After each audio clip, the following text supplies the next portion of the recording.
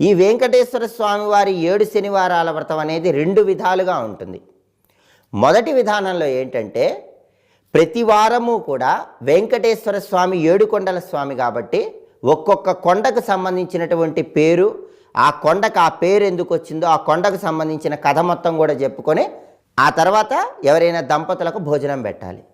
ఇలా వరుసగా చేస్తూ 7వ శనివారం ఈ 7 కొండలకి సంకేతంగా బియ్యంతో మీ ఇంట్లో 7 పర్వతాల్లాగా ఏర్పాటు చేయాలి. బియ్యాన్ని 7 పర్వతాల్లాగా ఏర్పాటు చేసి దాని మీద కలశం పెట్టి స్వామివారిని పూజించి పూజ పూర్తవగానే ఎవరైనా దంపతులకు భోజనం పెట్టాలి. ఇలా చేస్తే 7 శనివారాల వ్రతం పూర్తవుతుంది. ఇది ఒక విధానం. ఇది కొన్ని ప్రత్యేకమైన నియమనిష్టలతో చేయాలి.